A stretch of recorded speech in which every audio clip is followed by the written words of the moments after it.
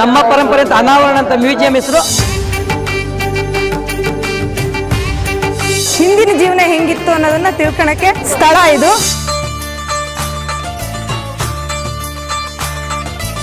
ಮುಂದಿನ 12ನೇ ತಾರೀಕಿಂದ ಅಧಿಕೃತವಾಗಿ ಎಲ್ಲ ಭಕ್ತಾದಿಗಳಿಗೂ ಅವಕಾಶ ಕೊಡ್ತೀವಿ.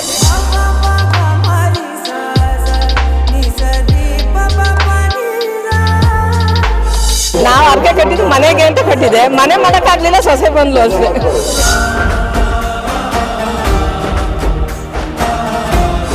ಸಾಮಾನ್ಯವಾಗಿ ಧಾರ್ಮಿಕ ಕ್ಷೇತ್ರ ಅಂದ್ರೆ ಅಲ್ಲಿ ದೇವರು, ಪೂಜೆ, ಅನ್ನದಾನ, ಹರಕೆ, ಉತ್ಸವಗಳು ಕಾಮನ್. ಆದ್ರೆ ಚನ್ನಪಟ್ಟಣ ತಾಲೂಕಿನ ಗೌಡಗೆರೆ ತಾಲೂಕಿನಲ್ಲಿರುವ ತಾಯಿ ಚಾಮುಂಡೇಶ್ವರಿ ದೇವಾಲಯವು ಈ ವಿಷಯದಲ್ಲಿ ಕೊಂಚ ವಿಭಿನ್ನ ಹಾಗೂ ವಿಶಿಷ್ಟವೇ ಅಂತಲೇ ಹೇಳಬಹುದು.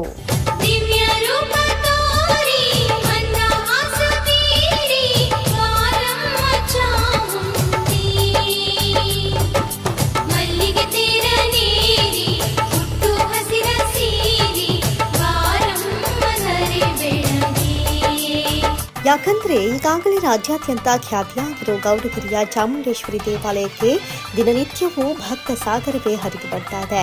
ಈ ತಾಯಿಯಲ್ಲಿರುವ ವಿಶೇಷ ಶಕ್ತಿ ಹಾಗೂ ಪವಾಡವೇ ಇದಕ್ಕೆ ಕಾರಣವಾಗಿದೆ. ಅದರಲ್ಲೂ ಇಲ್ಲಿ ನಡೆಯುವ ವಿಶೇಷ ಪೂಜೆಗೆ ಭಕ್ತಗಣ ಮತ್ತಷ್ಟು ಹೆಚ್ಚಿನ ಸಂಖ್ಯೆಯಲ್ಲಿ ಬರ್ತಾರೆ. ದಿನನಿತ್ಯ ನಡೆಯುವ ಅನ್ನದಾಸೋಹದಲ್ಲಿ ಸಾವಿರಾರು ಭಕ್ತರಿಗೆ ಪ್ರತಿದಿನ ಅನ್ನದಾನ ಮಾಡಲಾಗುತ್ತೆ.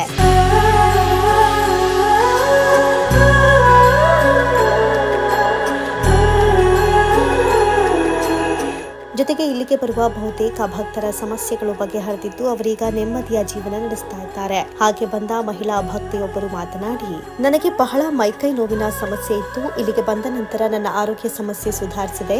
ಆದ್ದರಿಂದ ಎಲ್ಲರೂ ಇಲ್ಲಿಗೆ ಬರಬೇಕು, ಎಲ್ರಿಗೂ ಒಳ್ಳೇದಾಗಬೇಕು ಎಂದರು.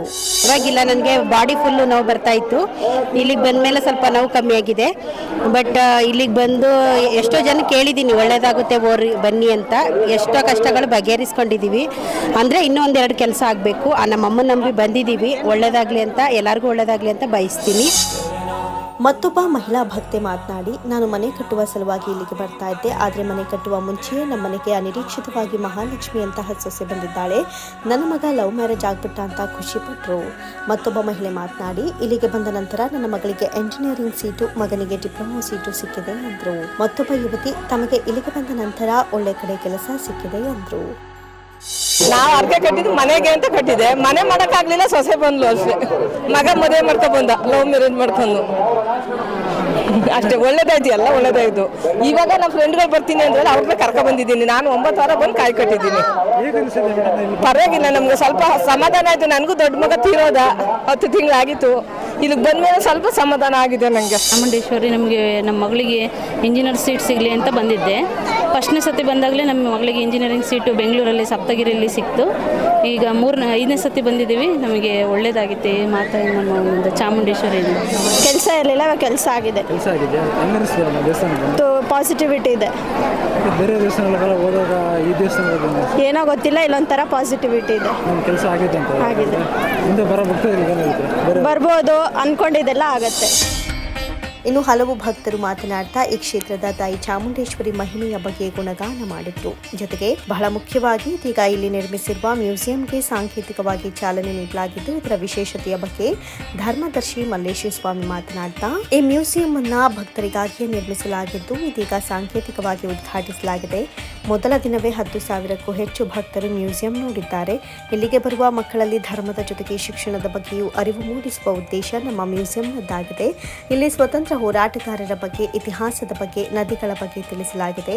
ಬಹಳ ಚಿಕ್ಕದಾಗಿ ಚೊಕ್ಕದಾಗಿ ನಿರ್ಮಿಸಿರುವ ಮ್ಯೂಸಿಯಂ ಇದಾಗಿದ್ದು ದಯಮಾಡಿ ಯಾರು ಮುಟ್ಟಬಾರದು. ಹಾಗೂ ಅಲ್ಲಿ ಬರೆದಿರುವಂತಹ ವಿಚಾರಗಳನ್ನ ಸಹ ಓದಬೇಕು. ಇದನ್ನ ಅಕ್ಟೋಬರ್ 12 ದಸರಾ ಹಬ್ಬದಂದು ಅಧಿಕೃತವಾಗಿ ಉದ್ಘಾಟನೆ ಮಾಡಲಾಗ್ತಾ ಇದ್ದು ಬೆಳಿಗ್ಗೆ 8 ಗಂಟೆಯಿಂದ ಸಂಜೆ 6 ಗಂಟೆಯವರೆಗೂ ಮ್ಯೂಸಿಯಂ ತೆರೆದಿರುತ್ತೆ. ಹಾಗೂ ಟಿಕೆಟ್ ದರವನ್ನ ಇನ್ನೂ ನಿಗದಿಪಡಿಸಲಾಗಿಲ್ಲ.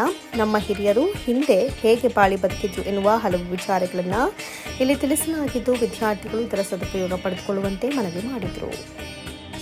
ಒಬ್ಬ ಮಗು ಈ ಕ್ಷೇತ್ರಕ್ಕೆ ಬಂದರೆ, ಧಾರ್ಮಿಕ ಕ್ಷೇತ್ರಕ್ಕೆ ಬಂದರೆ ಶೈಕ್ಷಣಿಕವಾಗಿ ಒಂದು 10ರಿಂದ 20 ಮಾರ್ಕ್ಸು ಸಿಗ್ತದೆ ಅಂತ ನನ್ನ ಅನಿಸಿಕೆ. ಯಾಕೆಂದರೆ LKG UKG ತಂದು ಹಿಡಿದು IAS ಏನು UPSC ಎಕ್ಸಾಮ್ ಬರಿತೀನಿ ಅಂದ್ಕೊಂಡು ಹೋಗ್ತಾರೋ ಅಲ್ಲಿವರೆಗೂ ಪ್ರತಿಯೊಬ್ಬರಿಗೂ ಅನುಕೂಲ ಇದೆ. ಬಂದು ನೋಡಿ ನಿಮ್ಮ ಅನುಭವ ಅನಿಸಿಕೆ ಹೇಳಿ. ಯಾಕಂದರೆ ನಾವು ಅಲ್ಲೇ ಟ್ರಯಲ್ ಮಾಡ್ತೀವಿ. ಕಳೆದಂಥ ಬುಧವಾರದಿಂದ ನಾವು ಟ್ರಯಲ್ ಮಾಡ್ತಾವಿಂದ ಸುಮಾರು ಒಂದು 10,000 ಜನ ವೀಕ್ಷಣೆ ಮಾಡೋರು ಆಲ್ರೆಡಿ. ಅದು ನಮ್ಮ ಹತ್ರ ಲೆಕ್ಕ ಐತೆ. ಕಳೆದ ಬುಧವಾರದಿಂದ ಇವತ್ತವರೆಗೂ ಭಾನುವಾರದಿಂದ 10,000 ಜನ ವೀಕ್ಷಣೆ ಮಾಡೋರೆ. ಅವ್ರು ಪ್ರತಿಯೊಬ್ಬರು ಹೇಳೋದು ಒಂದೇ, ಚೆನ್ನಾಗದೆ ಅಂತ. ಅದನ್ನು ಟ್ರಯಲ್ ಮಾಡಿರೋ ಉದ್ದೇಶ ಏನು ಅಂದರೆ, ಒಳಗಡೆ ಉಸಿರಾಟಕ್ಕೆ ತೊಂದರೆ ಆಗ್ತದೋ ಆಗಲ್ವೋ, ಮತ್ತು ಅಗ್ನಿಯ ಒಳಗಡಕ್ಕೆ ನಾವೇನೆಲ್ಲ ವ್ಯವಸ್ಥೆ ಮಾಡ್ಕೋಬೋದು, ಇನ್ನೂ ಏನೆಲ್ಲ ಭಕ್ತಾದಿಗಳು ನಮಗೆ ಸಜೆಷನ್ ಮಾಡ್ತಾರೆ ಅನ್ನೋ ಉದ್ದೇಶಕ್ಕೋಸ್ಕರ ಇಲ್ಲಿ ಮಾಡಿರೋದೇನಪ್ಪ ಅಂದರೆ 1947ರಿಂದ ಹಿಂದೆ ನಮ್ಮ ದೇಶಕ್ಕೆ ಯಾರು ತಮ್ಮ ಬಲಿದಾನ ಆಗಿದ್ರು, ಅಂದರೆ ಸ್ವತಂತ್ರ ಪೂರ್ವ ಬಲಿದಾನ ಆಗಿದ್ರು ಅಂಥವ್ರದ್ದು ಮಾತ್ರ. ಸ್ವತಂತ್ರ ನಂತರ 4 ಜನ ಸ್ವಾಮೀಜಿಗಳು, ಸಿದ್ಧಗಂಗಾ ಶ್ರೀಗಳು, ಚುಂಚನಗಿರಿ ಶ್ರೀಗಳು, ಬಾಗಲಕೋಟೆ ಇದು ಪುಟ್ಟರಾಜ ಗವಾಯಿತ್ಗಳು ಮತ್ತು ಸಿದ್ದೇಶ್ವರ ಶ್ರೀಗಳು, 4 ಜನ ಶ್ರೀಗಳನ್ನ ಮಾತ್ರ ಅಲ್ಲಿ ಮಾಡಿರುವಂಥದ್ದು. ಈಗಿನ ಸಮಾಜದ 4 ಜನ ಧಾರ್ಮಿಕವಾದಂಥ ಸ್ವಾಮೀಜಿಗಳನ್ನ, ಅದು ಬಿಟ್ಟರೆ ಬೇರೆ ಏನೂ ಇಲ್ಲ. ಇಲ್ಲಿ ಸಮಾಜನೂ ಅದೇ, ವಿಜ್ಞಾನನೂ ಅದೇ, ಗಣಿತನೂ ಅದೇ. ನಂತರ ಈ ಮ್ಯೂಸಿಯಂ ವೀಕ್ಷಿಸಿದ ಮಹಿಳೆಯೊಬ್ಬರು ಮಾತನಾಡಿ, ಮ್ಯೂಸಿಯಂ ಬಹಳ ಚೆನ್ನಾಗಿದ್ದು ವಿದ್ಯಾರ್ಥಿಗಳಿಗೆ ಬಹಳ ಉಪಯೋಗವಾಗಲಿದೆ. ಇಲ್ಲಿ ಕವಿಗಳ ಬಗ್ಗೆ, ಸ್ವಾತಂತ್ರ್ಯ ಹೋರಾಟಗಾರರ ಬಗ್ಗೆ, ನದಿಗಳ ಬಗ್ಗೆ, ವಿಜ್ಞಾನದ ಬಗ್ಗೆ, ಚಂದ್ರಯಾನದ ಬಗ್ಗೆ, ಬಸವಣ್ಣನವರ ಅನುಭವ ಮಂಟಪದ ಬಗ್ಗೆ, ನಮ್ಮ ಧರ್ಮದ ಬಗ್ಗೆ, ಸಂಸ್ಕೃತಿಯ ಬಗ್ಗೆ ತಿಳಿಸಲಾಗಿದೆ. ಜೊತೆಗೆ ಈಗಿನ ಮಕ್ಕಳಿಗೆ ಚಮ್ಮಾರ, ಕಮ್ಮಾರ, ಮಿಠಾಯಿ ಮಾರುವವರು ಗೊತ್ತೇ ಇಲ್ಲ, ಅವರ ಬಗ್ಗೆಯೂ ಇಲ್ಲಿ ತಿಳಿಯಬಹುದು. ಇದನ್ನು ನೋಡಿದವರು ಮುಂದೆ ನೋಡುವವರಿಗೆ ಅನುಕೂಲ ಮಾಡಿಕೊಡ್ಬೇಕು ಹಾಗೂ ಯಾರೂ ಅದನ್ನು ಕೈಲಿ ಮುಟ್ಟದೆ ಜೋಪಾನವಾಗಿ ಕಾಪಾಡಿಕೊಳ್ಳೋದಕ್ಕೆ ಮನವಿ ಮಾಡಿಕೊಂಡ್ರು. ಇದನ್ನು ಮಕ್ಕಳು ನೋಡಿದ್ರಂತೂ, ಈಗಿನ ಮಕ್ಕಳು ಅದನ್ನ ನೋಡಿದ್ರೆ ಹಿಂದಿನ ಜೀವನ ಹೆಂಗಿತ್ತು ಅನ್ನೋದನ್ನ ತಿಳ್ಕೊಳಕ್ಕೆ ಬಹಳ ಒಳ್ಳೆ ಒಂದು ಸ್ಥಳ ಇದು. ಆದ್ರೆ ಒಂದು ವಿನಂತಿ, ಬಂದವ್ರು ಯಾರು ಅದನ್ನ ಉಳಿಸ್ಕೊಂಡೋಗ್ರಿ, ಏನು ಮುಟ್ಟದನೆ ಹಾಳು ಮಾಡ್ದನೆ ನೆಕ್ಸ್ಟ್ ಮುಂದಿನ ಸಂತತಿಗೆ, ಮುಂದಿನ ಜನಗಳು ಉಳಿಸ್ಕೊಂಡೋಗಂಗೆ ಅವರು ಇದನ್ನ ನೋಡ್ಲಿ. ಈಗಿನವ್ರು ನೋಡಿ ಮುಂದಿನವ್ರಿಗೂ ನೋಡಕ್ ಅವಕಾಶ ಮಾಡಿ, ಅದನ್ನ ಹಾಳು ಮಾಡ್ದಂಗೆ ನೋಡ್ಕೊಂಡೋಗ್ರಿ ಅಂತ ಕೇಳ್ತೀನಿ.